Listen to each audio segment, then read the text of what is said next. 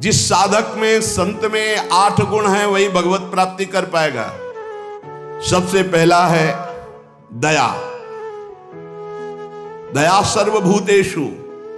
अगर आप साधक हैं, भजन मार्ग में हैं, परे वा बंधु वर्गे वा मित्रे द्वेष्टेरि वा सदा आपन्ने रक्षितव्यम तु दयैषा परिकीर्तिताः। दया किसे कहते हैं? अपने पराये का भेद नहीं है। मित्र हो या शत्रु हो, वो भारी दुख में पड़ा हुआ है तो जितना हमें शारीरिक बल, बौद्धिक बल, तप बल प्राप्त है, हम उसका प्रयोग करके उसकी रक्षा कर ले, पर आसक्त ना हो।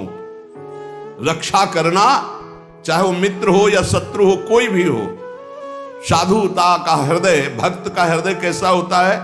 परे वा बंधु वर्गे वा मित्रे द्वेष्टेरि वा सदा। वो पराया है, अपना ये भेद तो होता नहीं इस भगवत मार्ग के पथिक में। मित्र है या शत्रु है, अगर वो विपत्ति में फंसा हुआ है तो शरीर बल, तप बल, वाणी बल, हर बल के द्वारा हम उसकी रक्षा करेंगे, पर अपनापन नहीं करेंगे। जैसे मृग की रक्षा की पर अपनापन, ममता कर लिया तो अगला जन्म मृग का बना। दया बिना साधु कसाई, और दया करी तो आफत आई। इसलिए दया बहुत संभाल के। दया क्या? हमारे जितना बल है हम आपके कल्याण के लिए प्रयोग किया और अलग हो गए। आसक्त नहीं हुए, कभी उससे धन्यवाद पाने की इच्छा नहीं की, उसे दया कहते हैं। दूसरा, शांति। बाह्य चाध्यात्मिके चैव दुखे चोत्पादिते क्वचित न कुप्यति न वा हंति सा क्षमा परिकीर्तिता। ये साधक के लक्षण। पहला दया, दूसरा ऐसा क्षमा कि कोई आपको शारीरिक या मानसिक पीड़ा पहुंचा रहा है, आपको क्रोध नहीं आना चाहिए। उसे न मारना है, न कड़वे वचन बोलने, न संकल्प के द्वारा उसको नष्ट करना है। इसी का नाम शांति, इसी का नाम क्षमा है। जिसके अंदर दया है, शांतिर क्षमा है। न गुणान गुणिनो हंति स्तौमि मंद गुणानपि नान्य दोषेषु रमते सानुसूया प्रकीर्तिता। गुणी के सद्गुणों का हनन अर्थात अपलाप न करना, किसी भी सद्गुणी में दोष ना निकालना। थोड़े गुण वाले प्राणियों को भी उत्साह बढ़ा देना भगवत मार्ग में। दूसरों के कभी दोषों पर दृष्टि डालकर उसे नीचा दिखाने के लिए न वर्णन करना, ये अनुसूया, इसे अनुसूया कहते हैं। दया, क्षमा, अनुसूया और अभक्ष परिहारस्य संसर्गश्चापि निर्गुणैः स्वधर्मैः च व्यवस्थानम शौचमें तत्प्रकीर्तितम। पवित्रता, शौच क्या?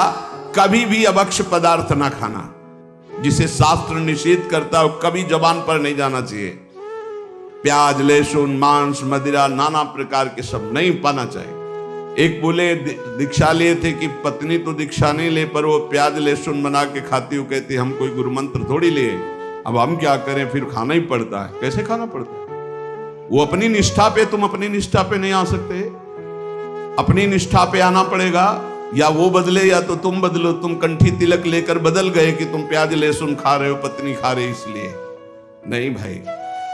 दोनों हैं, एक ही जगह भोजन बनना है तो एक को तो सुधरना पड़ेगा।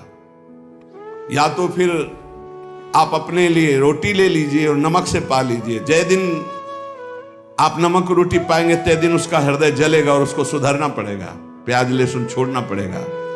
लेकिन जो गुरुमंत्र लेकर के अभक्ष पदार्थ खाता है वो अपवित्र बुद्धि हो जाती, भ्रष्ट बुद्धि हो जाती। इसलिए बहुत सावधान। हमने कई बार प्रार्थना की कि प्याज लहसुन तमोगुणी है, वो भजन में बहुत बाधक है, इसलिए उसको कदापि नहीं पाना चाहिए। अभक्ष परिहारस्य, बासी भोजन, दूषित भोजन, ये अभक्ष जो पदार्थ बताया गया है उसे नहीं पाना चाहिए। दुर्गुण रहित प्राणियों का संसर्ग नहीं करना चाहिए। पवित्रता का मतलब केवल स्नान ही कर लेना नहीं है। अभक्ष पदार्थ नहीं खाना और कुसंग नहीं करना, कुसंग भी अपवित्रता है। और स्वधर्म में दृढ़ रहना, इसी को पवित्रता कहते हैं। पवित्र भोजन पाना, सत्संग करना और स्वधर्म में दृढ़ रहना, सच्ची पवित्रता इसे कहते हैं। शरीरम पीड्यते येन शुशुभे नापि कर्मणा अत्यंतम तन्न कर्तव्य मनायासा च उच्यते। जो श्रेष्ठ भागवतिक कर्म के लिए अत्यंत कष्ट सहता है, उसको अनायास तपस्या कहते हैं। भारी से भारी कष्ट को सहने के लिए तैयार रहे। बुखार है लेकिन हमें सत्संग में जाना है, शरीर पीड़ा में है लेकिन हमारी दिनचर्या है, हम प्रभु के दर्शन करेंगे जाके, हम सत्संग सुनेंगे जाके, हम अपने प्रभु की सेवा करेंगे। ऐसी होनी चाहिए। अनायास जो भगवत कृपा से तुम्हारे जीवन की पूर्ति के लिए आ जाए। प्रयास, विरक्त को प्रयास नहीं करना चाहिए, विरक्त को व्यापार नहीं करना चाहिए। विरक्त जो चाहे अनायासम शरीरम पीड्यते येन सुशुभे नापि कर्मणा अत्यंतम तन्न कर्तव्य मनायासा च उच्यते। किसी भी तरह विरक्त भाव वाले को, गृहस्थ को मेहनत करके कमा के अपने पर शरीर का पोषण, और विरक्त को अनायासम आकाश वृत्ति या मधुकर वृत्ति, ऐसे भाव से व्यापार आदि करके बुद्धि भ्रष्ट हो जाएगी। हरि और गुरु से विपरीत बुद्धि चली जाएगी। अरे भाई तुम कितना कमा सकते हो, देनहार कोई और है, देत रहते दिन रैन, लोग भरम मोह पे करे तासो नीचे नैन। अरे वो लक्ष्मीपति जैसे, अरे जो चाहिए नहीं हो हमारे को क्या, हम तो, हमें प्रभु चाहिए, फिर कैसे। बहुत सावधान, बहुत सावधान।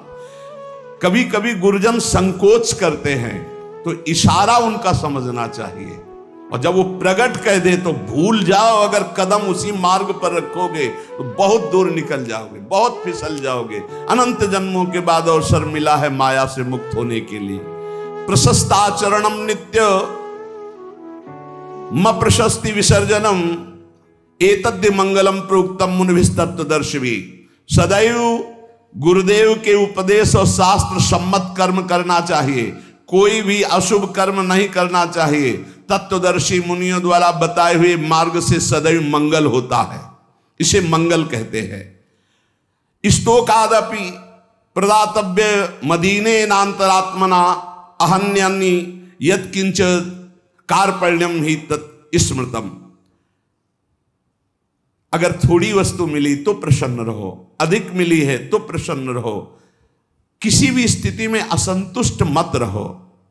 प्रसन्नता ही सबसे बड़ी उपलब्धि है। संतुष्टायन केनवा, हर स्थिति में प्रसन्न रहना सीखो। मंगलम और अकारपण्यम और अस्पृहा यथालाभे न संतोषा कर्तव्यो हृथ वस्तुना परस्याचिंतयित्वार्थम सा स्पृहा परिकीर्तिता। कभी दूसरे से इच्छा मत करो, कभी दूसरे के वैभव की याचना मत करो। जब प्रभु को आपको देना होगा तो बिना मांगे दे देंगे। संतोष धन धारण करो, अस्पृहा। ये जिसमें होते हैं उसे भगवत प्राप्ति होती है। पहला है दया, दूसरा है क्षमा, फिर तीसरा है अनुसूया, चौथा है शौच पवित्रता, फिर अनायास जीवन की पूर्ति, और मंगल कार्पण्य और स्पृहा रहित। ये दीनता नहीं होनी चाहिए भोगों के लिए, किसी से इच्छा नहीं होनी, और निरंतर भगवत चिंतन। अब कह रहे हैं कि ये 10 बातें भगवत मार्ग के पथिक को त्याग देनी चाहिए। परद्रव्येष्वभिध्यानम, दूसरे के धन का अपहरण करने की वृत्ति, चाहे विरक्त हो चाहे गृहस्थ हो। परद्रव्येष्वभिध्यानम मनसानिष्ट चिंतनम, जो मन से भी दूसरे के धन का चिंतन करने लगता है तो खुद उसका अनिष्ट शुरू हो जाता है। शास्त्र की बात मान लो, जिम हरि शरण न एको बाधा, सुखी मीन जहां नीर अगाधा। तुम भगवान से विमुख होकर जिस पाओगे। परद्रव्येष्वभिध्यानम, ये मायावी लोग मिल जाते हैं। अगर धन का चिंतन करोगे मिल जाएंगे। बहुत बहुत मारा घूम रहा है रुपया, रुपया के लिए भगवत मार्ग, चाहे गृहस्थ हो चाहे विरक्त। रुपया कोई भगवत प्राप्ति नहीं कराता, केवल भोग देता है। तो भगवान जैसे रखें वैसे धर्म पूर्वक चलो, अन्याय पूर्वक या चिंतन पूर्वक नहीं। चिंतन नहीं धन का, चिंतन हरि का। मनसानिष्ट चिंतनम,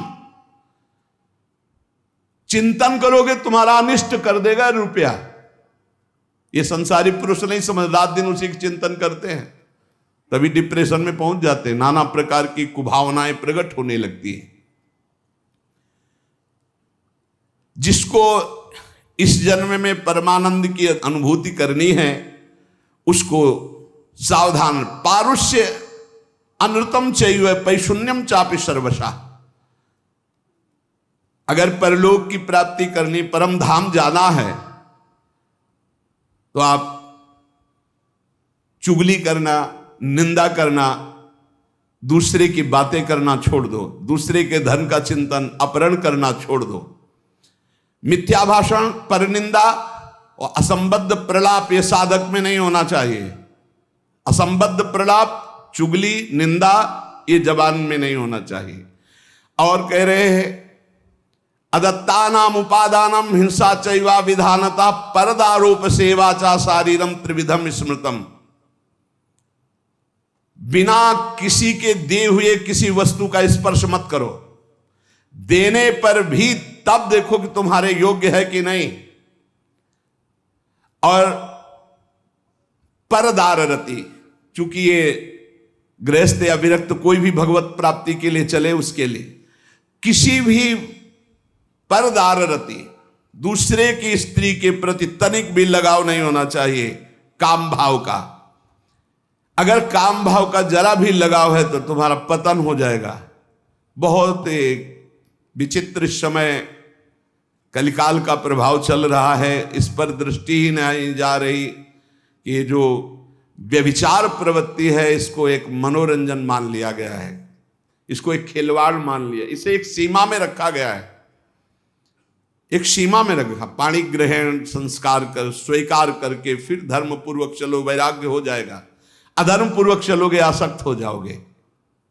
परदार रति ये नरक प्राप्ति का हेतु है। इसलिए उपासक जो भगवत प्राप्ति करना चाहता है अशुभ कर्मों से बचे, परदार रति से बचे, किसी भी तरह से जो अपवित्र वस्तु दी जाए उसको स्पर्श न करे। हमारे लिए क्या पवित्र है? विरक्त के लिए हम भगवत मार्ग के पथिक हैं, जितना हमें चाहिए उतना मांग लेंगे, जो नहीं चाहिए वो हमारे लिए सब अपवित्र, हमें नहीं चाहिए, नहीं चाहिए। और गृहस्थ के लिए धर्म पूर्वक कमाई हुई वस्तु किसी के दान दक्षिणा या किसी का यह ऐसा स्वीकार न करे, बहुत हानिकारक होता है। दोषई प्रयुक्ता शरीरेण प्रवर्तमानो हिंसास्ते प्रसिद्धो मैथुनान्याचरति। जो दोषों को स्वीकार करके इस मार्ग में चलता बहुत बुरी तरह चारों खाना चित्त गिरता है परमार्थ में। कई तरह के मैथुन होते हैं, उन मैथुनों से बचे। अष्ट मैथुनों का वर्णन आया है। ये कुकर्म आचरण करने वाला कभी भगवत प्राप्ति के मार्ग में अग्रसर ही नहीं हो सकता। इसलिए शास्त्र है बहुत सावधान। चाहे गृहस्थ हो चाहे विरक्त, अगर शुद्ध सच्चिदानंद का आनंद लेना चाहते हो, दुखों से अपने आप को बचाना चाहते हो, तो हर प्रकार के मैथुनों से बचने की चेष्टा करें। पर पीड़यन, दूसरे को कभी दुख ना दे। मिथ्या भाषण, कशोड़ भाषण, ये सब कुकर्म के अंतर्गत ही आता है। परद्रोह, अन्याय पूर्वक पर द्रव्य ग्रहण नास्तिकता पैदा कर देता है। पर द्रव्य अन्याय पूर्वक ये नास्तिकता पैदा कर देता है, भगवान से बिल्कुल विमुख कर देता है। भगवान छूट गए तो सब मिला मिलाया, सब प्राण छूटने के बाद कुछ नहीं तुम्हारे पास। भगवान है तो सब कुछ है, नास्तिकता ना आने पावे। पर द्रव्य ग्रहण से अन्याय पूर्वक, न्याय कहते हैं जो धर्म शास्त्र आज्ञा करते हैं, अन्याय पूर्वक धन ग्रहण करना ये नास्तिकता पैदा कर देता है। नास्तिकता क्यों आई है? क्योंकि पापाचरण है, तभी नास्तिकता आती है। उपासक को सावधानी पूर्वक दुष्संग से बचना चाहिए। दुष्संग कई तरह का होता है। यदि दुर्जनों का संग मिल जाए तो जैसे 10 वर्ष सत्संग करने से आप उज्जवल हुए, तो 10 दिन का दुर्जन का संग आपको नष्ट कर देगा। तो कहते दुर्जनस्य ही संगेन सुजनोपि विनश्यति प्रसन्नम जलमित्याहु कर्दमयी कलुषीकृतम। जैसे अति निर्मल जल बहुत दिनों में होता है, हिलन डुलन नहीं हुई, धीरे धीरे वो शांत निर्मल होता है। लेकिन उसमें जो ही कोई घुसेगा तो पूरा मलिन हो जाएगा। ऐसे ही मन को निर्मल करने में बहुत समय लगता है, लेकिन दुर्जन का संग चरित्र दूषित करके हृदय को मलिन कर देने में बिल्कुल देर नहीं लगती। इसलिए दुर्जनस्य ही संगेन सुजनोपि विनश्यति। बड़े बड़े सज्जन पुरुषों का नाश भी दुर्जन पुरुषों के संग से हो जाता है। एक बार यदि दुर्जन का संग हो जाए तो निकलना मुश्किल होता है। बड़े बड़े सज्जनों के हृदय में भगवत मार्ग पर अविश्वास पैदा करके नास्तिक बना दिया दुर्जनों ने। जब दुर्जनता का संग हो जाता है तो वो दुर्जन पुरुष बड़े बड़े सज्जनों के प्रति भी दोष दर्शन करता है। जैसे लोगों के साथ रह जाता है, जैसे लोगों की बात सुनी जाती है, जैसे लोगों से हम बात करते हैं, वैसा स्वभाव बन जाता है। जब दुर्जनों का संग हो जाता है तो बड़े बड़े सिद्ध साधु के पास भी वो कुछ लाभ नहीं ले पाता, केवल दोष दर्शन करता है। स्वभाव उसका बन जाता है दोष दर्शन का। इसलिए भ्रमादपि तु दुष्टानाम संगः या कुरुते जना समर्था पुनस्त्यक्तुम तत्र विनिहन्यते। यदि भूल से भी दुष्ट का संग हो जाए तो तत्काल संग त्याग कर दो, नहीं वो नष्ट कर देगा। दुष्ट की पहचान, जिसके संग से भगवत स्मरण छूट जाए, जिसके संग से कुवासनाएं बढ़ने लगे, उसी का संग दुष्ट संग कहा जाता है। भगवान श्री राम तो इतना भी कह दिए कि बरु बास नरक कर ताता, दुष्ट संग जन दे विधाता। नरक मिल जाए अच्छा, पर दुष्ट ना मिले। दुष्संग बहुत बुरी तरह विनाश करता है। उदर निमित्तम बहुकृत वेशा, ये दुष्संग हो जाएगा। जो जनेन्द्रिय और रसेंद्रिय का पोषण करता, भेष कोई भी रखे हो, वो सत्संग नहीं हो सकता, वो दुष्संग ही है।